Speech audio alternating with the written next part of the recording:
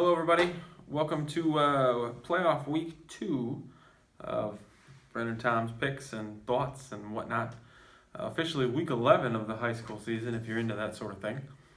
And we have 2 teams remaining. Constantine went on the road and beat up on Brandywine 58-8 last week, and Colin took care of business. What was the final? 60-12? Yes. Over Camden Frontier in their first playoff game of the year as well. So they march on, and we're going to go with them. How did everybody do last week, Tal? You and I both went 4-1. Okay. We lost the Centerville game. Yep. The Twitter folk picked Lawton, so they went 5-0. Overall for the season, it's really tightening up. You're 78-17. I'm 77-18. Twitter's 76-19. Close. Close. Makes it entertaining. Yep. Friday night, we got Constantine, 8-2, at Hillsdale, 10-0. Yep. For a second week in a row, the Falcons will be playing an undefeated team. In fact, as Sean Griffith pointed out, there were only 2 10-0 or 2 undefeated teams in Division 6, and Constantine got them both. Both in the same district. Yep. Crazy. So Falcons, I think they've been gelling as the season's gone on. Yep. They've cut down on their turnovers and all those kind of things. The interesting thing is that Hillsdale, for about the last 3 seasons, has been running a similar type offense to what Constantine runs. And why is that, Brandon? Because Sean taught them how to play football. Yep. Mark Lemerand met with Sean about 3 years ago, and Sean showed them how to run it. Sean does that for lots of people. Yep. I mean, Saugatuck became a powerhouse after Sean. That's true. Edwardsburg, same thing. Now, Hillsdale, can't say they've become a powerhouse because of that, because they've been in the playoffs 18 of the last 19 years. Right. But I think the meeting did come after the 1 year that Hillsdale didn't make it. So, can Constantine pull off the upset, I guess you could call it, since they're playing an undefeated team? Yep. I believe the Hornets are ranked 7th in Division 6. I'm going with yes. 35-21 is how I feel the game will turn out. I went to Brandywine last week to watch Constantine play, and I was very impressed with the defensive side of the football. From a line of scrimmage perspective, Constantine absolutely dictated how the game was played on both sides of the football. And they took care of business, man. And, like we mentioned, was in last week's video, just teams are going to get tired of tackling Constantine kids that don't have the football. But that's, what Sean really prides his team on is, we're coming out of the backfield, we're running our keys, we're going through the gaps we're supposed to go through, and you're running like you have the football, even if you don't have the football. So that, I think, really hurt Brandywine last weekend. It was one of the reasons that Constantine ran away with the game. Now, that's like what you said earlier. Hillsdale runs the same thing. So Hillsdale sees this in practice all the time. So maybe that gives them a little bit more of an advantage in this game. Obviously, playing at home helps them as well. Constantine goes through, you go through classes, everything else. You get on a bus, you drive, probably 90 minutes by bus to Hillsdale, you think, give or take? Yeah. Maybe a little. Maybe a little less. A little less. But they're going to be ready. Constantine doesn't care what Hillsdale is ranked or what their win-loss record is or anything. They're going to get off the bus. They're going to play tough, and that's the way it's going to be. I will take Constantine as well. They are playing good football right now. And as you mentioned, if they don't turn it over, man, they are tough to beat. And with both teams running that wing tee like that, the way they do, that game might take 45 minutes. So.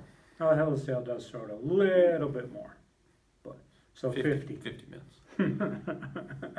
Score? I don't know. I'll take Constantine 40-19. 40-19. And that's on Friday night, 7 o'clock. Yep. Over at Hillsdale High School. Yes, not the college, the high school. Although we can give a shout out to Brecken Stewart over at Hillsdale. Caught his first touchdown. That was nice. That was really cool. The other game will be 1 p.m. Saturday at Colin. Battle of 2 unbeaten teams, both 10-0. The Martin Clippers in their first year of 8-man football taking on the Magi. This one I think is going to be interesting.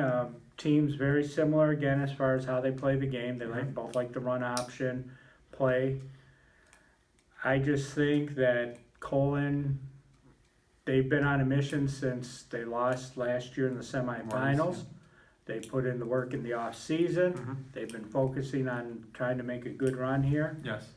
The fact that they're at home. That's big. The fact that their defense, even though they did give up points last week, I think is going to overall be better than Martin's will be. So I see Colon's offense, even though they struggled defensively in the first quarter or so against Camden Frontier. Right. Their offense didn't stall. Right. Nothing. They just kept scoring. It was just the defense isn't playing. Well, and you had to figure Camden was going to come out, had nothing to lose, had already played them once, maybe figured a couple things out. So I'm not surprised that they scored. But Now both teams have played very similar schedules. There were 5 common opponents, although Martin did play Bellevue twice. Colon's got 3 shutouts in the 5 games of the common opponents. Martin had the 1, Bellevue last week. So Martin's been playing better as the season's progressed. But they gave up points when they played Maple Valley. They gave up points against Lawrence and they're going to give up points on Saturday. Lake Michigan Catholic. And because of that, I think, the Colon defense, they might give up some points too. But I'm going Magi 42-14. I'm taking Colon 55-14. This is Colon's year. Colon is next week. That's what Colon has been waiting all year for. Either they're going to get Maurice or they're going to get Deckerville. If they play Deckerville, they're probably playing on Friday night. If they get Maurice, they play at home. They'll play Saturday at 1. This whole season comes down to next week for them. So they are not looking past Martin at all. Take care of business. Not after last week. Not after last week. Camden Frontier, move the ball on a little bit. Woke them up. Magi wake up. They don't overlook Martin at all. They take care of business. And they get to the state semifinals with a win. So if everything goes the way we predict. Be busy again next week. Yep. Which is 2 fun. games. Yep. If you happen to see this Thursday morning or Thursday before volleyball districts are played, Sturgis will be playing Gull Lake at 6 o'clock at home for volleyball districts. Centerville and Bronson, a pair of top 10 teams, will be playing in Centerville tomorrow at 6 o'clock as well. Time to go check that out. That's going to be a good volleyball match. That's going to be good. Also, Mendon will play Howardsville Christian 6 o'clock in Mendon as well in the district finals. We had one more. Colon will play Athens 6 o'clock tomorrow in Colon in the district finals. So we got a handful of teams there. Guaranteed to have one go to the regional with Centerville and Bronson playing each other. Trophies being handed out tomorrow. There's going to be at least one for one of our local teams. And hopefully more. Yeah, hopefully more. Other than that, winter season is quickly approaching, as you could probably tell by the 19-degree weather we have outside. Girls basketball starts tomorrow in Indiana. For Lakeland. Crazy. Well, Friday for Lakeland. Friday. Yeah. But some other teams playing tomorrow already. There you go. So basketball's right around the corner. Wrestling, competitive cheer, swimming for the boys. We got all kinds of stuff coming up. But we're not ready to give up on the fall just yet. So we want to go a few more weeks. Any parting shots tonight, Tom? No, I don't have any parting shots. Neither do I. We'll see you next week. See ya.